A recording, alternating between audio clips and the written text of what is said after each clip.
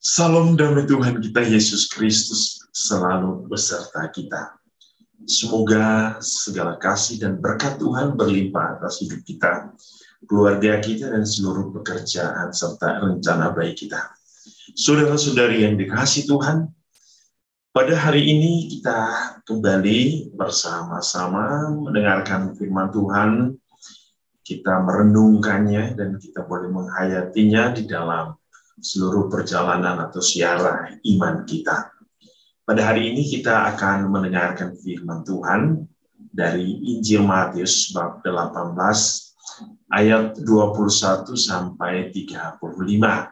Mari kita semua diundang untuk mendengarkan firman Tuhan. Inilah Injil suci menurut Matius.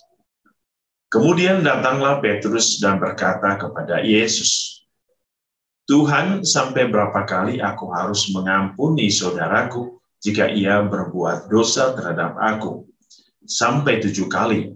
Yesus berkata kepadanya, "Bukan. Aku berkata kepadamu bukan sampai 7 kali, melainkan sampai 70 kali 7 kali. Sebab hal kerajaan surga seumpama seorang raja yang hendak mengadakan perhitungan dengan hamba-hambanya. Setelah ia mulai mengadakan perhitungan itu, dihadapkanlah kepadanya seorang yang berhutang 10.000 talenta. Tapi karena orang itu tidak mampu melunaskan hutangnya, raja itu memerintahkan supaya ia dijual, beserta anak istrinya dan segala miliknya untuk membayar hutangnya. Maka sujudlah hamba itu menyembah dia, katanya, 'Sabarlah dahulu, segala hutangku akan kulunaskan.'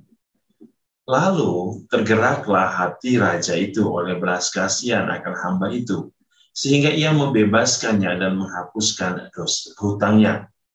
Tetapi ketika hamba itu keluar, ia bertemu dengan seorang hamba lain yang berhutang 100 dinar kepadanya.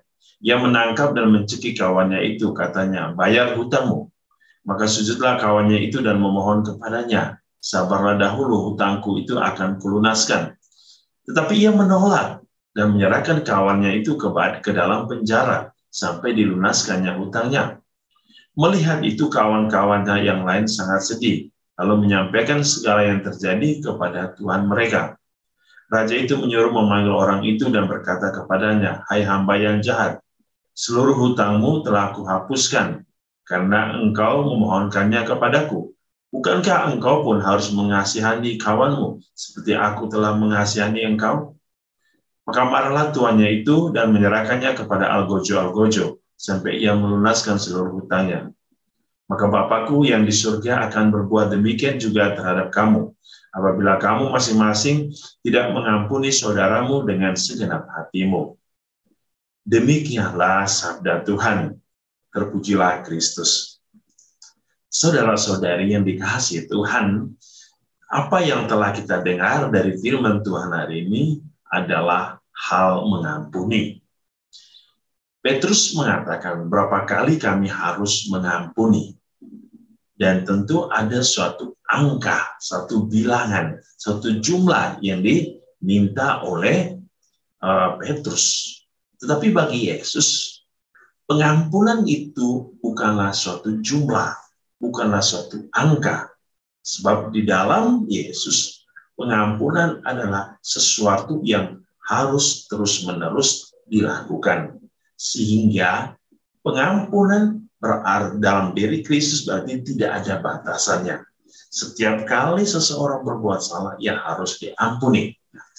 Dan tentu gambaran Yesus adalah gambaran Allah. Bahwa Allah adalah Bapa yang berbelas kasih. Bapa yang bermurah hati. Bapa yang selalu sabar kepada manusia. Bapa yang selalu setia kepada manusia. Bapa yang penuh cinta kepada manusia. Sehingga pengampunan Bapa adalah pengampunan yang total. Total itu berarti sampai akhir. Tanpa batas. Kalau kita mempunyai suatu prinsip yang sama seperti Petrus, bahwa ada angka jumlah, maka bayangkan bahwa setiap hari kita jatuh di dalam dosa. Hampir setiap hari. Mungkin ada yang tidak. Tetapi ada kecenderungan.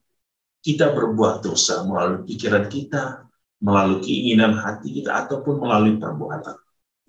Jikalau Allah tidak mengampuni kita, Maka dalam hidup kita yang mungkin dengan diperhitungkan dengan umur kita, jumlah hari yang kita lewati, jumlah waktu yang kita lalui, jumlah dosa yang kita lakukan, maka kita mempunyai bertumpuk-tumpuk dosa. Dan jikalau Bapa tidak mengampuni, maka hidup kita adalah hidup di dalam kesusahan dan penderitaan. Maka Tuhan mau mengajarkan kita kepada kita hari ini tentang bagaimana sikap Bapa kepada manusia dan bagaimana sikap manusia terhadap sesama. Jikalau Bapa mengampuni, maka kita juga harus mempunyai sikap yang sama untuk mengampuni satu sama lain, untuk memaafkan kesalahan satu sama lain, untuk mendoakan orang-orang yang memusuhi kita, orang-orang yang membenci kita, orang-orang yang menyakiti kita.